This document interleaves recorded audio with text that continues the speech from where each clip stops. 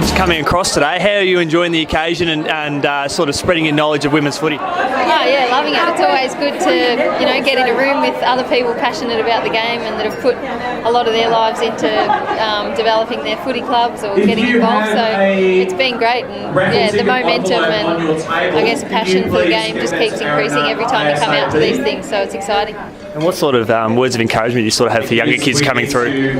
Oh, it's a great time to be involved in footy. There's so many opportunities growing, and it's that younger age group that are going to help drive the standards and make AFLW and footy all across the state even better. So stay involved. It's absolutely changed my life, and the best thing that I ever did was get involved in my footy club, both in terms of where it's taken me in my football career, but also the friendships and things I've developed off field are probably just as important to me. Awesome. And one last thing, what is the one thing that drives you most about footy? What is, as a Pearce footy fan, what do you love most about it? Just the competition. Going out there in a game where you've got no control over the outcome really. It's a scary, nerve-wracking, vulnerable kind of feeling, but going out there and giving it your best, and the feeling when you come away with a big win is pretty special, and the losses that are hard just kind of drive you to want to get better and do it again. So I think that's still what drives me is just that pure competition. Awesome. Thanks for joining us on Goldfields TV. No worries. Thanks for having me.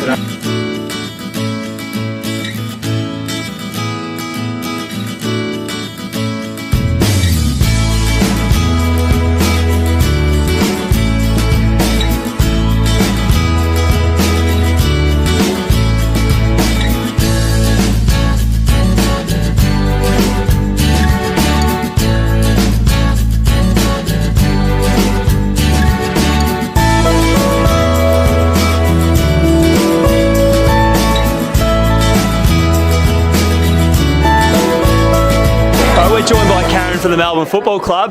Thanks for coming along today. How did you enjoy the experience? Hello, thanks for having me first of all.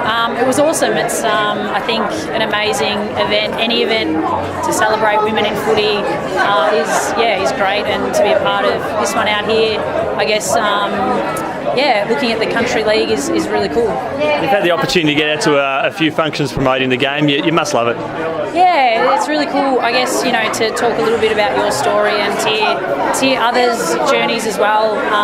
We all come from, I guess, pretty diverse backgrounds, and footy kind of is something that we all kind of share, so it's pretty cool to hear everyone's stories and be a part of it. I started when I was 5 or 6 and played netball up until about 16. I watched a little bit of netball on the TV growing up, so I did have those netball role models. One was Cheryl McMahon. I guess if I had have had footy role models, I probably would have. Female footy role models back then, I probably would have started footy a lot earlier. So, but I got there in the end. We see a lot of girls out there playing netball and involved with football netball clubs. What are some of the basic skills that are quite similar from footy and netball? Yeah, I guess it's that ball sport stuff. It's hand-eye coordination and the fitness and teamwork that you can definitely translate over to football. Footwork and in-tight kind of contest stuff that. Not just netball, but any kind of sport you can, I think, definitely pull skills and attributes from and take over to footy. It's that kind of sport, I think, yeah. Did you find it hard to transition between the two? Initially, I guess, just time-wise, thanks to Mum who took me to all my trainings and game days. Eventually I guess I had to choose, and I think in the end I realised I wasn't going to be an elite netballer. I was a little bit short and slow, so footy was what I guess I fell in love with, and I'm glad I did in the end because I can play at an elite level. What position did you play with netball? I played centre and wing attack, so I guess translating over to footy, it's kind of midfield, and I did play a little bit on the wing last AFLW season too, so I guess it's similar in those little ways. Now we see the popularity, the almost celebrityism that you guys have sort of had. It must be sort of good being on that side of it, given that sort of growing up watching football, that the guys have had that spotlight. Is it good for you guys to sort of get that recognition now and have your turn in the spotlight? Yeah, I guess it's a nice feeling, I'm not too sure for me if it's recognition, but just to be in a position where you can be a role model and think about your young self, not having those female role models in that sport.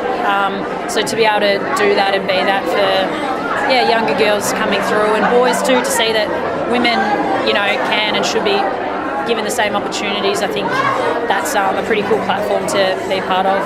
And how do you sort of go juggling your studies and your footy career? It's pretty tight at times, but I enjoy the balance because I'm not putting, all my thoughts and feelings into football and becoming overwhelmed with it. So the balance, I think, helps me kind of be a better footballer, and just puts everything into perspective.